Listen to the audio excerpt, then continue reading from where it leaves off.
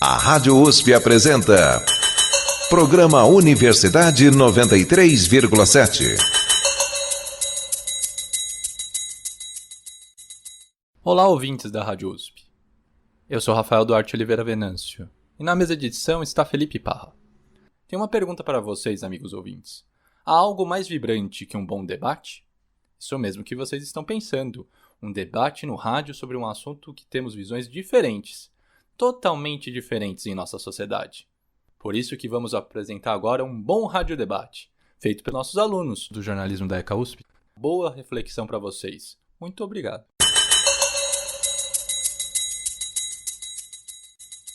Bom dia, meu nome é Maria Carolina Soares e essa é mais uma edição do Universidade 93.7. Bom dia, eu sou Ana Cipriano e hoje nós trouxemos aqui no estúdio dois especialistas em cinema brasileiro.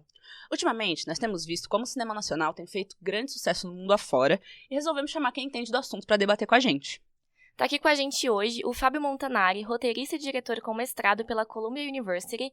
Ele já esteve por trás de várias produções de canais como Globo, Sony, AXN e MTV Brasil, além da Netflix, com a segunda temporada da série Samantha.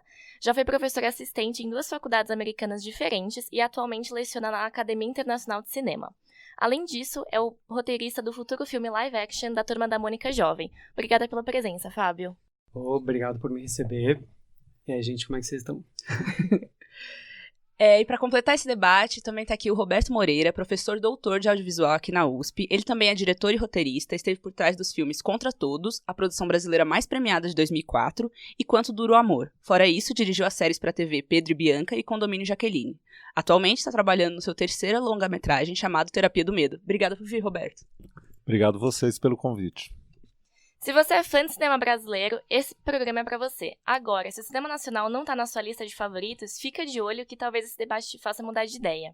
Nos últimos anos, o cinema nacional tem mudado bastante. Mas claro, né, ele acompanha as mudanças importantes que a gente tem tido na sociedade. E 2 reflexos fortes disso são filmes que estão fazendo muito sucesso, tanto aqui quanto lá fora. 2 exemplos deles são Bacurau e A Vida Invisível. A gente queria saber de vocês por que Bacurau, principalmente, tem chamado tanta atenção. Eu acho que, primeiro, fazia muitos anos que a gente não ganhava um prêmio em Cannes. Fazia muitos anos que a gente não entrava na competição oficial, então o Bacurau entrou e saiu premiado. Eu acho que isso é uma conquista do cinema brasileiro muito importante.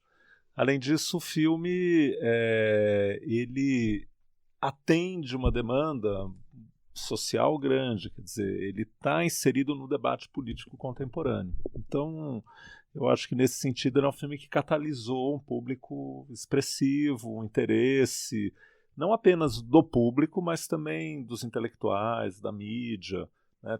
Fez-se um buchicho em torno de Bacurau.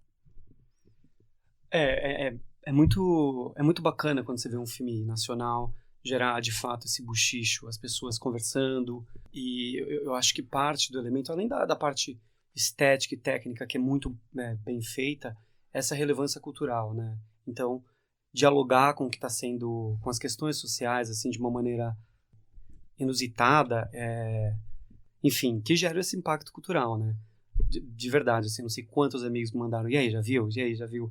Não me lembro do último filme nacional que teve esse efeito, assim, talvez o Tropa de Elite, não sei. Virou até meme, né? Você já viu Bacurau? Exatamente. E é muito bacana, assim, pra gente que trabalha na indústria, ver um filme como esse virar esse fenômeno. Vocês acham que o sucesso que Bacurau tá tendo, principalmente, é um reflexo e uma expressão do momento que a gente tá vivendo, momento social, político? Com certeza, acho que sim, né? É um filme que tem uma posição política muito definida, muito clara, e ele catalisa e atrai as pessoas que partilham esse mesmo ideário, né? Eu acho que isso é muito forte nele, né? E tem a questão também da temática, né, ser um pouco diferente, porque a gente está muito acostumado a ver comédia no grande circuito de cinema nacional e tal. O que vocês acham disso? Por que vocês acham que está sendo apostado em gêneros diferentes agora, em terror, em ação e outras variedades? Mas a gente tem que ter noção da dimensão que Bacurau tem. Então Bacurau vai acabar a carreira fazendo 700 mil espectadores. Para um filme que foi para Cannes, para um filme de arte, é uma bilheteria excepcional. Para vocês terem uma ideia, o filme da Ana Mui Laerte, né, fez 500 mil espectadores, que também foi um outro filme que fez sucesso, ganhou o Sundance. Que Horas Ela Volta, né? Desculpa. Ganhou o Sundance, foi para Berlim. Então, assim, os filmes do Jorge Furtado fazem esses 500 mil espectadores quando eles são mais abertos. O filme do Cal, o ano que meus pais saíram de férias, que foi para Berlim, fez 350 mil. Então, assim, o filme de arte de sucesso faz isso. Aquários fez 360, Som ao Redor, 100 mil, sabe? Varia de 100 a 700, ele arrebentou a boca do balão. Ele saiu desse teto de 500 e foi para 700. É muito. Agora, um filme do Paulo Gustavo faz 7 milhões. Então, quando a gente fala em repercussão social, as comédias têm uma presença na sociedade brasileira muito superior a Bacurau. Bacurau é um fenômeno USP, Zona Oeste, da bolha, né? É preciso ter isso claro. E é bem importante, assim, claro que hoje em dia a gente está num momento mais complicado em relação ao que vai ser do audiovisual nacional, e talvez a gente até possa falar sobre isso, mas a gente até estava falando da ideia de se fazer gênero bem feito, fazer comédia bem feito é essencial para o audiovisual nacional.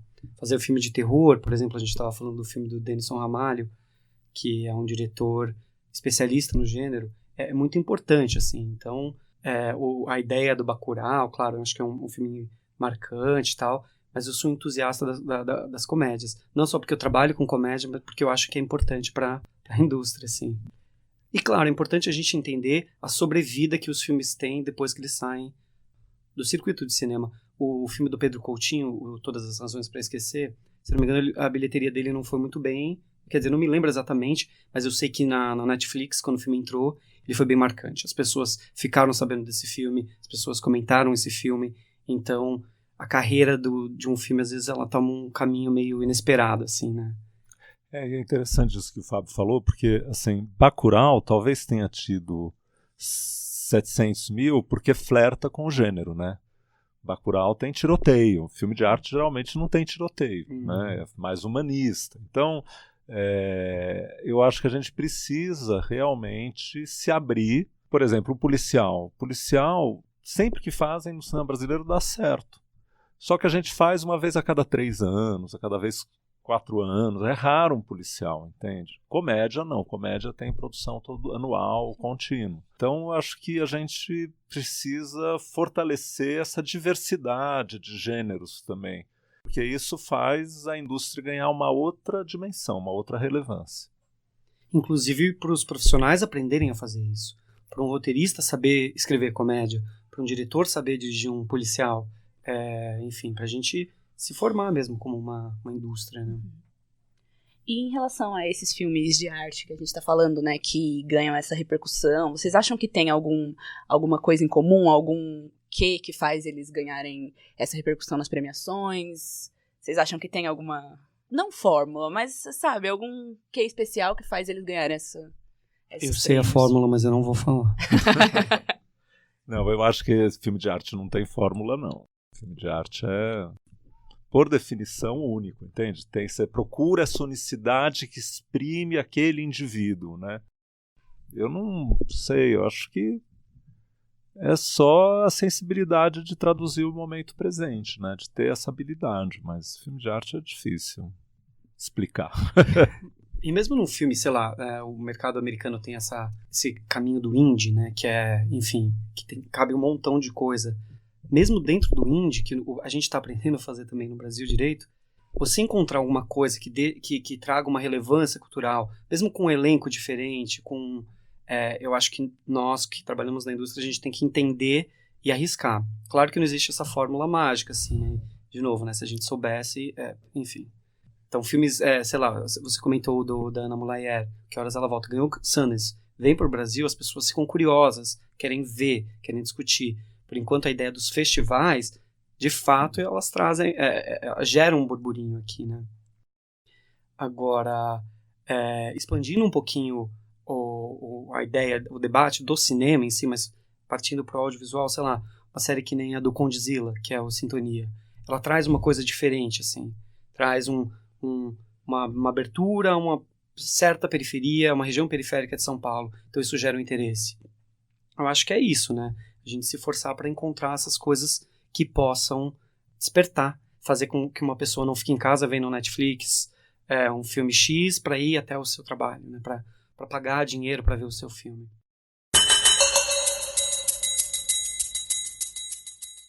Hoje nós trouxemos aqui no estúdio 2 especialistas em cinema brasileiro. Tá aqui com a gente hoje o Fábio Montanari, roteirista e diretor com mestrado pela Columbia University. Ele já esteve por trás de várias produções de canais como Globo, Sony, AXN e MTV Brasil, além da Netflix, com a segunda temporada da série Samantha. Também tá aqui o Roberto Moreira, professor doutor de audiovisual aqui na USP. Ele também é diretor e roteirista, esteve por trás dos filmes Contra Todos, a produção brasileira mais premiada de 2004, e Quanto Dura o Amor. Programa Universidade 93,7. Eu acho que o desafio do cinema é muito grande, é maior hoje em dia, porque tem muita competição. Antigamente ele dominava, né? Depois a televisão dominou e agora acabou, gente.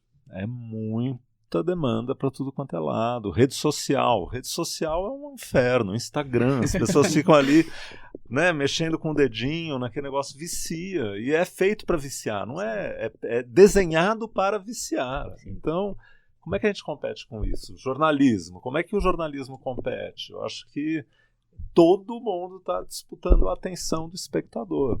E no caso do cinema, esse negócio de deslocar, pagar, é complicado, né? É uma coisa que é difícil, gente. Daí você liga a Netflix e tem o último filme do Scorsese, tem um filme com a Sandra Bullock, você tem um home theater em casa, bacana, assim, não ficou fácil pro cinema, não. No horário que você quiser, né? Porque tem isso também, se deslocar, esperar uma sessão, enfim. E claro, a qualidade das séries de TV, né? A gente, enfim, vive numa época em que é muito prazeroso ver essas produções todas diferentes, a HBO mandando uma série melhor que a outra, então é uma competição muito grande, assim, né? Só uma curiosidade que eu acho que é legal falar, que eu tava pensando sobre, há pouco tempo teve o Shell Open Air, e normalmente eles costumam passar filmes mais comerciais, tipo, um dos filmes que estava em cartaz era tipo, Vingadores, acho que tinha Aladdin, se não me engano. E o que eu achei legal é que Bacurau tava lá. E eu achei isso muito legal. E também sobre Que Horas Ela Volta, tudo bem que é uma bolha, mas tava, tipo, no vestibular da Casper Libero. Era um dos pré-requisitos para fazer o vestibular. Então, assim, eu acho isso muito interessante de pensar e discutir.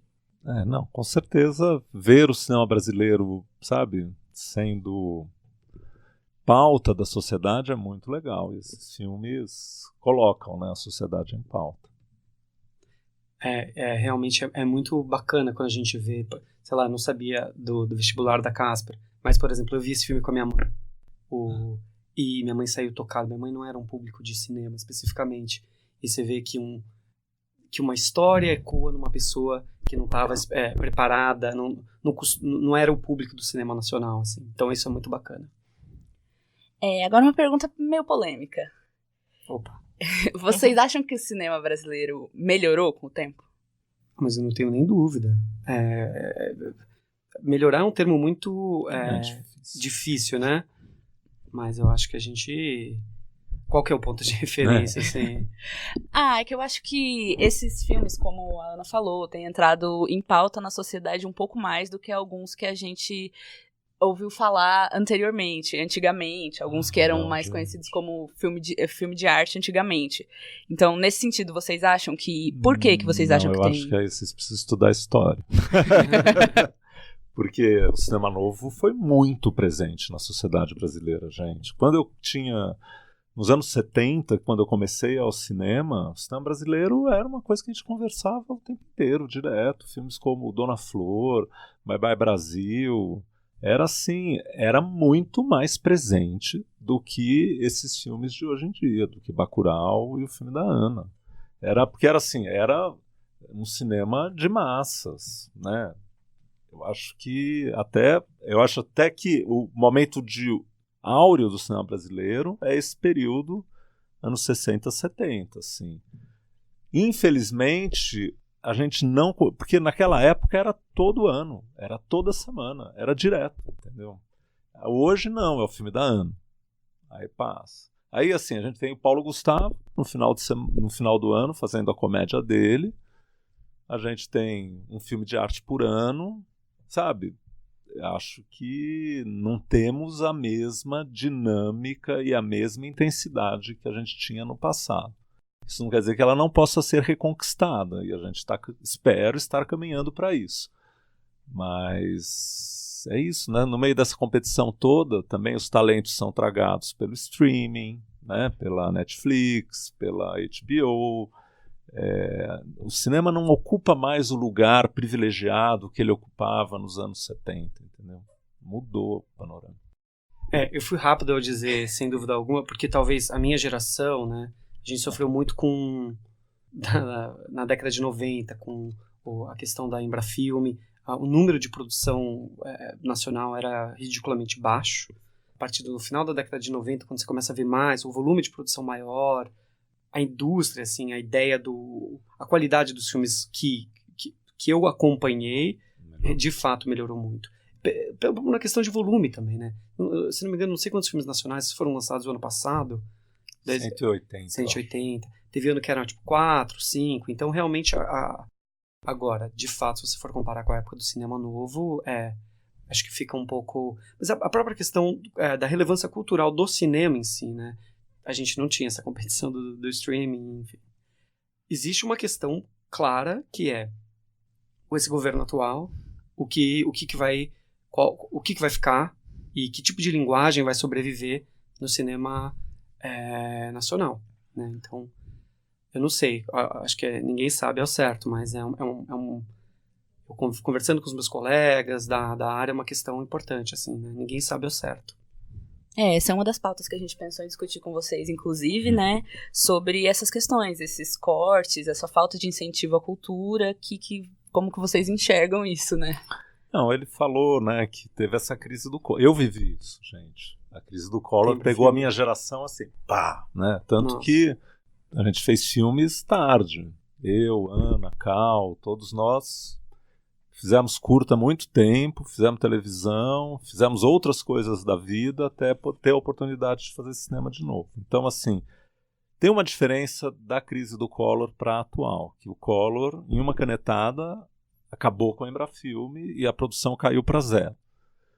A crise atual é uma paralisação, é diferente. A Agência Nacional de Cinema existe e eu acho, no meu entender, que ela vai ficar parada 2 ou 3 anos ainda. 2 anos pelo menos, entende? Mas aí não é só esse governo. É uma crise que já vinha sendo gestada do passado, porque o problema com o Tribunal de Contas da União já vem de tempos e era uma coisa mais ou menos...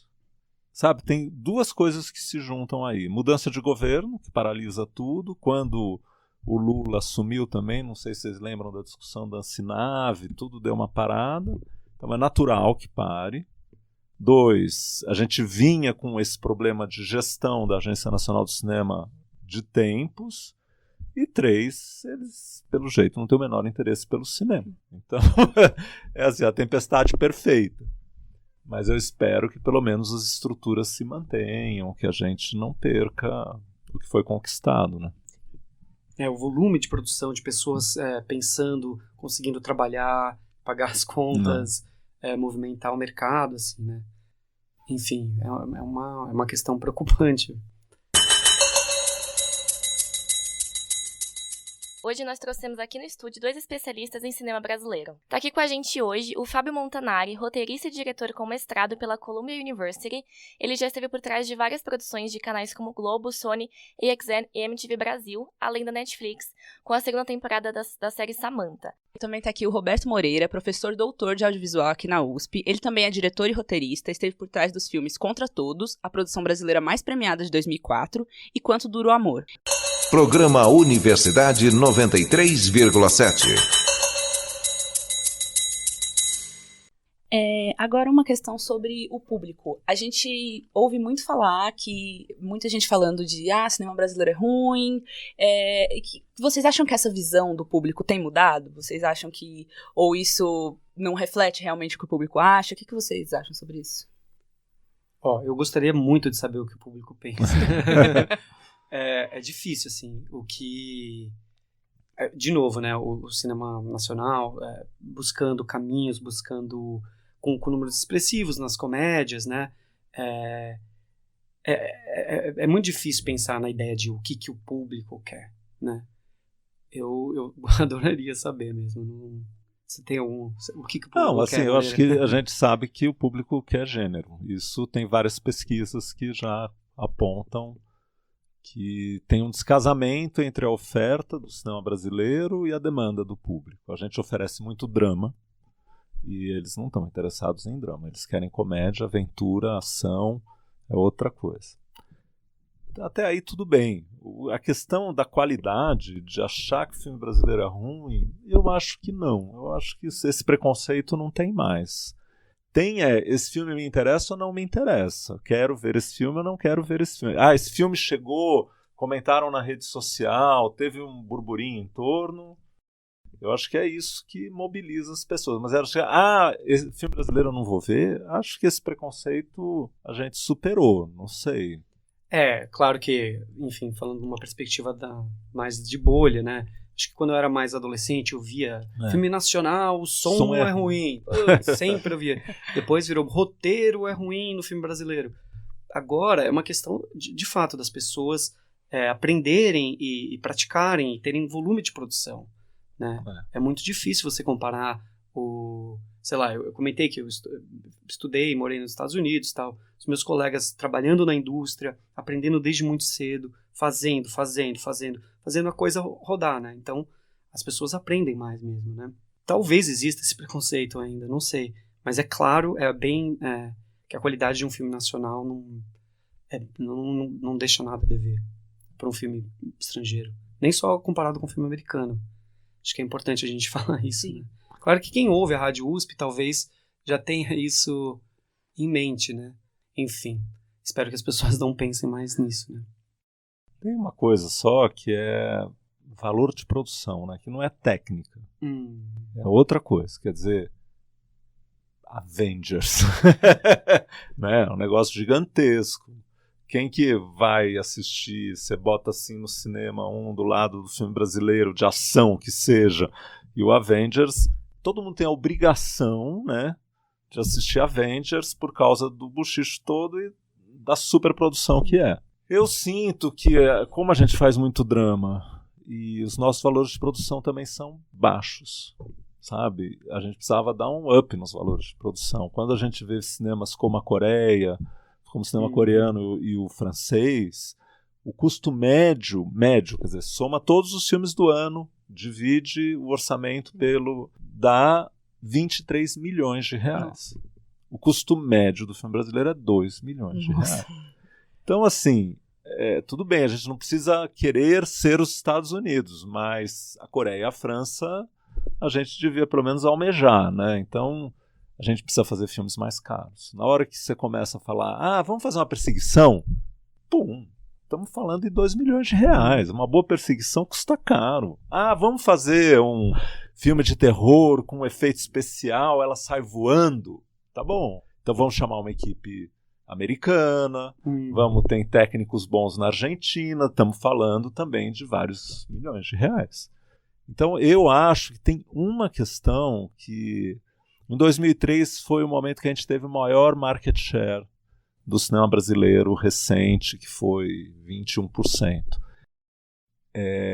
Mas naquela época, se você vê os filmes como Tropa de Elite, como Cidade de Deus, como Olga, eles tinham valor de produção, entendeu? Eu acho que a gente perdeu essa capacidade de investimento em filmes, sabe? Vê Tropa. Tropa teve, foi lá. Hoje, Tropa seria um filme bem caro, sabe? Então eu acho que a gente precisa dar esse gás na produção, sabe? Fazer filmes um pouco maiores, porque no cinema não dá. Agora, drama, filmes mais... A gente tem o streaming, ele tá aí, ele recebe de braços abertos, entende? A televisão vive do drama muito, né? O cinema não, o cinema foi para ou é comédia escrachada, uma coisa, ou é ação. Eu acho que pra gente já ir finalizando, vocês podem falar um pouquinho do que vocês estão produzindo agora? Olha, eu tô terminando um filme de terror, chama Terapia do Medo, e deve ser lançado no segundo semestre do ano que vem. Enfim, tentando fazer justamente um filme aberto, com apelo de público, vamos ver se dá certo. E você, Fábio? Quando que o programa vai ao ar? Porque eu tô trabalhando numa série, produção da O2 pra HBO, a segunda temporada numa série que não foi anunciado oficialmente. Então, dependendo de quando for ao ar, eu posso falar o nome da série ou não. Mas, basicamente, eu tô trabalhando nessa série esse ano inteiro de 2019. Entendi. Que bacana. De novo, é uma série de gênero e que mais uma produção nacional que emprega muita gente, né? Enfim. Bom, eu acho que o nosso debate está chegando ao fim, né? A gente quer agradecer muito vocês por terem vindo. Os comentários de vocês enriqueceram mesmo nossa discussão. Muito, muito obrigada. Foi muito legal. A gente espera que quem ouviu tenha gostado. Uhum. E não percam as próximas produções brasileiras. A gente espera que venham cada vez mais produções fazendo sucesso como Bacurau, A Vida Invisível. O Universidade 93.7 fica por aqui. Até a próxima. Tchau.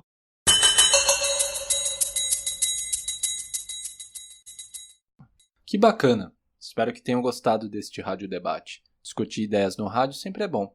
Assim, esse mais um programa interessante feito pelos alunos do jornalismo da USP. Ficamos por aqui. Eu sou Rafael Duarte Oliveira Venâncio. A edição final deste programa foi feita por Felipe Parra. Vocês ouviram um programa radiofônico desenvolvido na disciplina Projetos em Rádio, da turma do 6º semestre matutino do curso de jornalismo do CJE ECA USP. Departamento de Jornalismo e Editoração da Escola de Comunicações e Artes da Universidade de São Paulo. O professor responsável pela disciplina é o professor Dr. Luiz Fernando Santoro. O professor ministrante é o professor Dr. Rafael Duarte Oliveira Venâncio, pós-doutorando do CTR-ECA USP, Departamento de Cinema, Rádio e Televisão da Escola de Comunicações e Artes da Universidade de São Paulo. O monitor do Programa de Aperfeiçoamento e Ensino é o professor mestre Felipe Parra, doutorando do PPG-Com ECA USP, Programa de Pós-Graduação em Ciências da Comunicação da Escola de Comunicações e Artes da Universidade de São Paulo. A coordenação geral dos programas Universidade 93.7 é do professor Dr. Luciano Maluli. É isso. Muito obrigado pela sua audiência e por prestigiar nossos alunos. Até a próxima. A Rádio USP apresentou Programa Universidade 93,7.